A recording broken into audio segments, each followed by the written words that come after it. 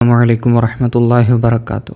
പ്രിയപ്പെട്ടവരെ, നാളെ നടക്കാനുള്ള തജ്വീദിൻ്റെ പരീക്ഷയ്ക്ക് ഉപകരിക്കുന്ന ഒരു മോഡൽ പേപ്പറായിട്ടാണ് വീഡിയോയിൽ വന്നിട്ടുള്ളത്. നിങ്ങൾ ആദ്യമായിട്ടാണ് വീഡിയോ കാണുന്നതെങ്കിൽ താഴെ കാണുന്ന സബ്സ്ക്രൈബ് ബട്ടൺ ക്ലിക്ക് ചെയ്യുക. അതുപോലെ തന്നെ മറ്റുള്ളവരിലേക്ക് എത്തിച്ചു കൊടുക്കുക. അതുപോലെ തന്നെ നമ്മുടെ മദ്രസ മലയാളം എന്ന് പറയുന്ന ആപ്പ് പ്ലേ സ്റ്റോറിൽ അപ്ലോഡ് ആയിട്ടുണ്ട്. അത് ഇൻസ്റ്റാൾ ചെയ്യാത്തവരുണ്ടെങ്കിൽ അത് ഇൻസ്റ്റാൾ ചെയ്ത് അതിലെ പാഠഭാഗങ്ങളൊക്കെ നോക്കി വെക്കുക. തദ്രീബാത്ത് മുഴുവനായിട്ട് കൊടുത്തിട്ടുണ്ട്. ആദ്യത്തെ പ്രവർത്തനം യോജിച്ചവ ചേർക്കുക എന്നുള്ളതാണ്. വലതുഭാഗത്ത് കാണുന്ന വരികളുമായി ഇടതുഭാഗത്തുള്ള വരി യോജിപ്പിച്ച് കൊടുക്കുക. 1. റമളാൻ. റമളാനിലാണ് എന്ത്? ഖുർആൻ അവതരിച്ചത് അല്ലേ? ഖുർആൻ അവതരിച്ച മാസം. 2. നിയമം പാലിക്കാത്ത ഖുർആൻ പാരായണം. എന്താണ്? ഖുർആൻ്റെ ശാപത്തിന് കാരണമാകുന്ന കുറ്റമാണ്. 3. തൗബ സൂറത്തിൽ എന്താ ചെയ്യരുത്? ബിസ്മി ഓതരുത്. 4. മിതമായ വേഗതയിൽ പാരായണം. അതേതാണ്? തദ്വീർ എന്ന് കാണുന്നത്, അവിടേക്ക് വരച്ചു കൊടുക്കുക. 5.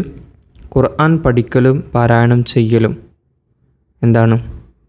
ഓരോ മുസ്ലിമിനും അനിവാര്യമാണ്.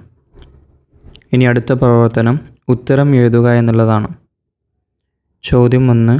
സൂറത്തുൽ മക്കിയ എന്നാൽ എന്ത്? എന്തിനാണ് സൂറത്തുൽ മക്കിയ എന്ന് പറയാം? നബി സല്ലല്ലാഹു അലൈഹി വസല്ലം തങ്ങളുടെ ഹിജ്റക്ക് മുമ്പ് മക്ക ജീവിതകാലത്ത് അവതരിക്കപ്പെട്ടതായ സൂറത്തുകൾക്കാണ് സൂറത്തുൽ മക്കിയ എന്ന് പറയുന്നത്. 2. വേഗത പരിഗണിക്കുമ്പോൾ ഖുർആൻ പാരായണം എത്ര ഇനങ്ങളുണ്ട്? ഏതെല്ലാം? 3 ഇനങ്ങളാണ്. ഒന്നാമത്തത് തർത്തീൽ എന്ന് പറയും. രണ്ടാമത്തത് ഹദ്ർ. 3 തദ്വീർ. ആ 3 കാണാതെ പഠിക്കണം കേട്ടോ. 3. നബി സല്ലല്ലാഹു അലൈഹി വസല്ലം തങ്ങളുടെ ഏറ്റവും വലിയ മുഅ്ജിസത്ത് ഏതാണ്? വിശുദ്ധമാക്കപ്പെട്ട ഖുർആനാണ്. ചോദ്യം 4. ഖുർആൻ പഠിക്കാനും പഠിപ്പിക്കാനും തർത്തീലിനേക്കാൾ ഏറ്റവും അനുയോജ്യമായ പാരായണം രീതി ഏതാണ്? അത് തഹ്ഖീഖ് എന്ന് പറയും. അത് നമുക്ക് 15-ാമത്തെ പേജിൽ ചുവന്ന നിറത്തിലായിട്ട് കൊടുത്തിട്ടുണ്ട്, നോക്കിയാൽ മതി കേട്ടോ. 5. ഖുർആൻ പാരായണത്തിൽ നിയമം പാലിക്കുന്നതിൻ്റെ വിധി എന്താണ്? ഖുർആൻ പാരായണത്തിൽ നിയമം പാലിക്കുന്നതിൻ്റെ വിധി ഓരോ മുസ്ലിമിനും ഫർള് ഐനാണ്. ഇനി അടുത്ത പ്രവർത്തനം 2 വീതം എഴുതുക എന്നുള്ളതാണ്. 1. ഖുർആൻ ഓതുന്നവൻ പാലിക്കേണ്ട മര്യാദകൾ. കുറേ മര്യാദകൾ 3-ാമത്തെ പാഠത്തിൽ പറയുന്നുണ്ട്, കുളത്തിലായിട്ട് കൊടുത്തിട്ടുണ്ട്.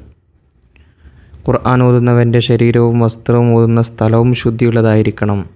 അതുപോലെ ഖിബിലയിലേക്ക് തിരിയുക, തലമറക്കുക, സുഗന്ധം ഉപയോഗിക്കുക, മിസ്വാക്ക് ചെയ്യുക, അഊദും ബിസ്മിയും കൊണ്ട് തുടങ്ങുക, തൗബ സൂറത്തിൽ ബിസ്മി ഓതരുത്. ഇങ്ങനെ കുറേ കാര്യങ്ങൾ അതിൽ പറയുന്നുണ്ട്. അതിലേതെങ്കിലും 2 എഴുതിയാൽ മതിയാവും. ഈ പ്രവർത്തനം മിക്കവാറും വരാൻ സാധ്യതയുണ്ട്. എങ്കിലും ഒരു 5 കുറഞ്ഞത് പഠിച്ചു വെക്കാം കേട്ടോ. സിമ്പിളുണ്ടാവും, അതിൽ സിമ്പിളായിട്ടുള്ള മാത്രം പഠിച്ചാലും മതി. 2. ഖുർആൻ കേൾക്കുന്നവർ പാലിക്കേണ്ട മര്യാദകൾ. ഓതുന്നവൻ്റെ പറഞ്ഞു, ഇനി ഖുർആൻ കേൾക്കുന്ന ആൾക്കുള്ള മര്യാദകൾ അത് തൊട്ടപ്പുറത്തുള്ള, അതായത് 12-ാമത്തെ പേജിൽ തന്നെ പറയുന്നുണ്ട്. എന്തൊക്കെയാണ്? ശ്രദ്ധയോടെ കേൾക്കുക എന്നത് കേൾക്കുന്ന ആൾക്കുള്ള മര്യാദയാണ്. അർത്ഥം ചിന്തിച്ച് അതിലുള്ള ഉപദേശങ്ങൾ സ്വീകരിക്കുക എന്നും, അതുപോലെ തന്നെ സജദയുടെ ആയത്തുകൾ കേട്ടാൽ തിലാവത്തിൻ്റെ സുജൂദ് ചെയ്യലും, അതുപോലെ ഓതുന്നവൻ്റെ സാന്നിധ്യത്തിൽ വെച്ച് തമാശ, ചിരി, അന്യസംസാരം പോലെയുള്ള ഒഴിവാക്കലും, ഇതൊക്കെ മര്യാദയിൽപ്പെട്ടതാണ്. ഇനി അടുത്ത പ്രവർത്തനം വ്യക്തമാക്കുക. 1. മുസ്ഹഫ്. എന്തിനാണ് മുസ്ഹഫ് എന്ന് പറയാം? വിവിധ ഘട്ടങ്ങളിലായി അവതരിക്കപ്പെട്ട ആയത്തുകൾ ഒരു ഗ്രന്ഥമായി ക്രോഡീകരിക്കപ്പെട്ടതിനാണ് മുസ്ഹഫ് എന്ന് പറയുന്നത്. 2. ഇൽമു തജ്വീദ്. എന്തിനാണ് ഇൽമു തജ്വീദ് എന്ന് പറയാം? ഉത്തരം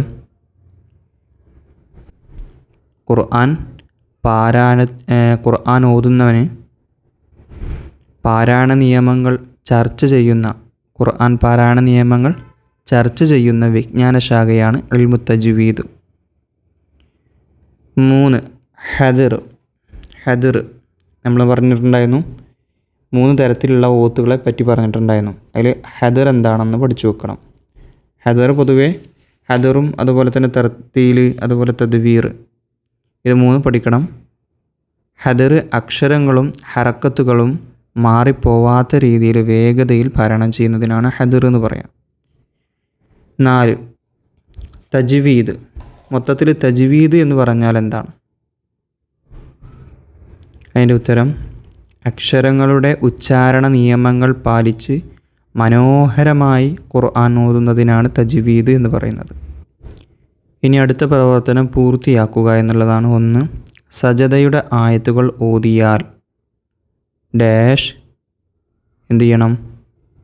സജദയുടെ ആയത്തുകൾ ഓതിയാൽ തിലാവത്തിൻ്റെ സുജൂദ് ചെയ്യുക. 2 ഖുർആനിന് ഡാഷ് എന്നും പേരുണ്ട്. ഖുർആൻ്റെ മറ്റൊരു പേര് പറയുന്നുണ്ടല്ലോ. ഖുർആനിന് ഫുർഖാനുൽ അലീം എന്നും പേരുണ്ട്. 3 അള്ളാഹുവിൻ്റെ കലാമായ വിശുദ്ധ ഗ്രന്ഥമാണ് ഡാഷ്. അള്ളാഹുവിൻ്റെ കലാമായ വിശുദ്ധ ഗ്രന്ഥമാണ് അൽ ഖുർആനുൽ കരീം. 4 മക്കയിലെ ഡാഷ് വിശുദ്ധ ഖുർആൻ അവതരണത്തിൻ്റെ തുടക്കം. പൂരിപ്പിച്ചു കൊടുക്കാം.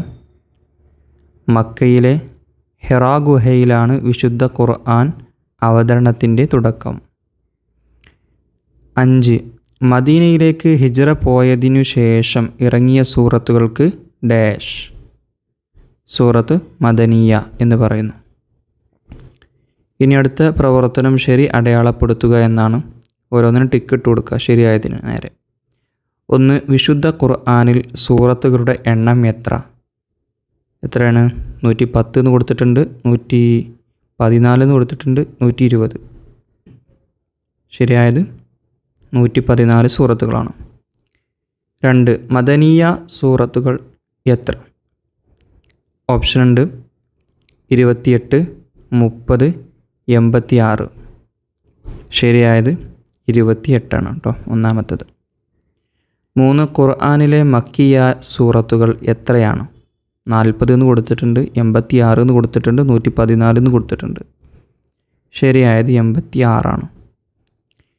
4 ഖുർആനിലെ ജുസുകളുടെ എണ്ണം എത്രയാണ്? 10, 30, 40. ശരിയായത് 30 ജുസ് ആണ് ഖുർആനുള്ളത്. ഇനി അടുത്ത പ്രവർത്തനമാണ് ഖിറാഅത്തുൽ ഖുർആനി സുന്നത്തുൻ മുത്തബഅത്തുൻ യഖുദുഹ അൽ ആഖിറു അനിൽ അവ്വലി. അർത്ഥം: പിൻഗാമികൾ മുൻഗാമികളിൽ നിന്ന് പഠിക്കേണ്ടതും അനുകരിക്കേണ്ടതുമായ ഒന്നാണ് ഖുർആൻ പാരായണം. 2 ഫഇദ ഖറഅനാഹു ഫത്തബിഉ ഖുർആന. അതിൻ്റെ അർത്ഥം: അതുകൊണ്ട് നാം ഖുർആൻ ഓതിത്തന്നാൽ നീ ആ പാരായണത്തെ പിന്തുടരുക. ഇതോടുകൂടെ നമ്മുടെ ചോദ്യോത്തരങ്ങളൊക്കെ അവസാനിച്ചു. അസ്സലാമു അലൈക്കും വറഹ്മത്തുള്ളാഹി വബറകാതുഹു.